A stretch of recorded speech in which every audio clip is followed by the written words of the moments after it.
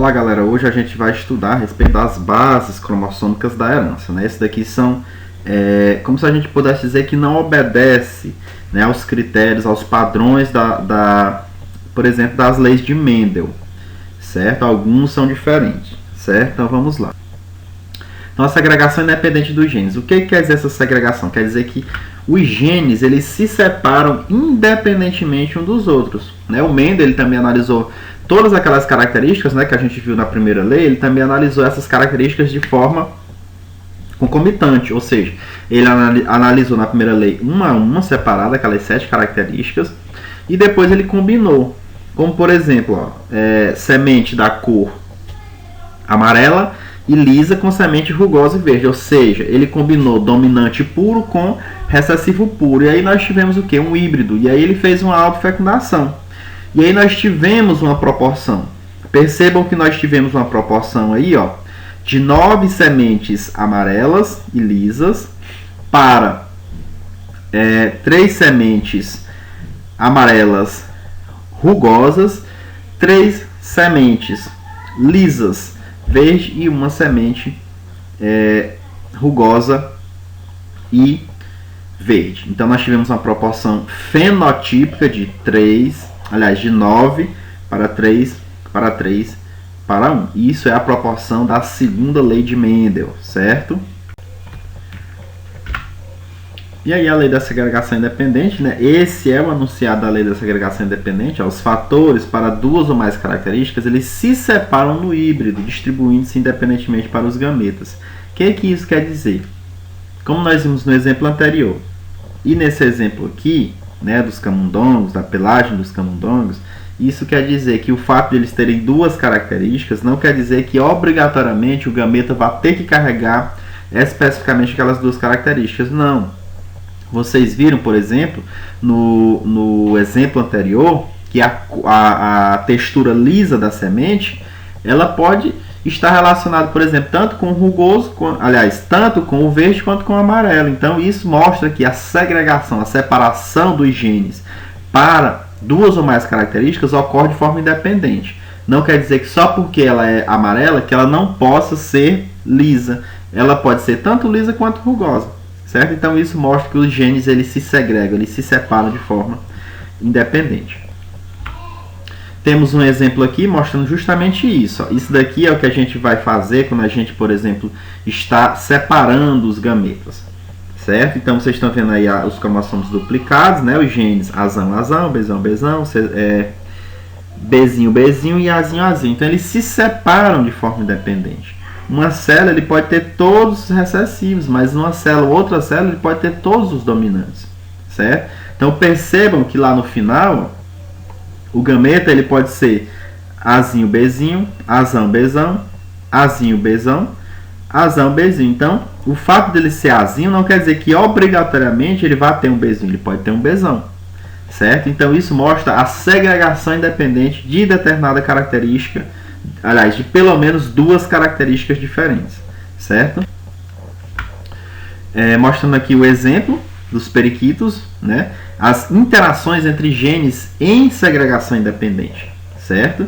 Então mostra, por exemplo, essa mesma proporção que o Mendel encontrou, ó. 9 verdes, 3 amarelas, 3 azuis e uma albina, certo? Então percebam que quando tem um dominante pelo menos em cada par de alelos, quando tem, por exemplo, pelo menos um azão e um bezão, nós temos a cor verde, certo?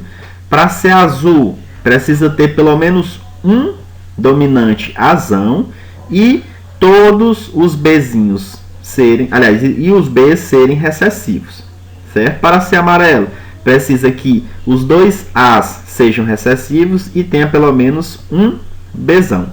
E o albino é o duplo recessivo, Azinho, Azinho, Bzinho, Bzinho. Um outro exemplo é a cor do olho humano, certo? A cor do olho humano, por exemplo, nós não temos o pigmento azul, nós não temos o pigmento verde, certo? Isso daí é dado pela interação que os genes realizam. Então, não há pigmentos azuis ou verdes na íris, né? Que é quem dá a cor da pupila. As diversas cores dos olhos são produzidas pela presença de diferentes quantidades de melanina e não por conta de meu olho é azul porque eu tenho um pigmento azul. Não ocorre isso, certo? Então, bem aí vocês estão vendo os genótipos e fenótipos, né, dos olhos castanhos, olhos verdes e olhos azuis. Então, percebam como que ocorre isso, certo?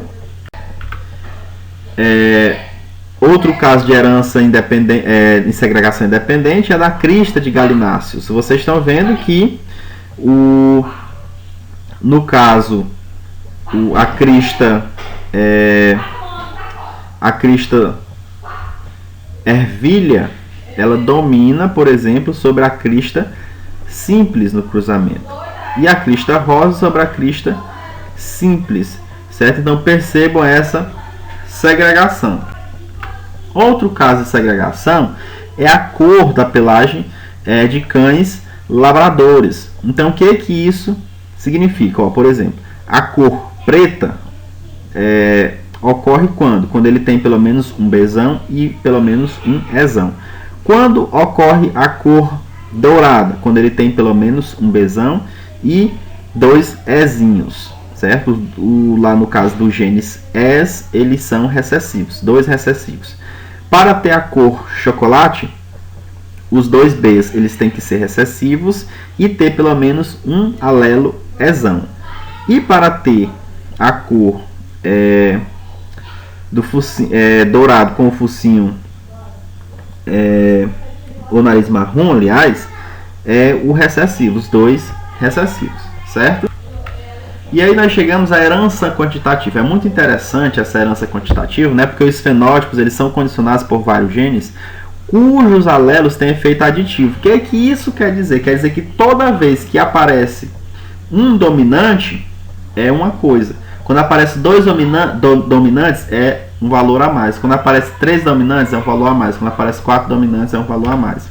Certo? Então, por exemplo, a distribuição da estatura de pessoas. Isso quer dizer que, por exemplo, quem tem só um alelo dominante é mais baixo do que quem tem, por exemplo, 4 alelos dominantes.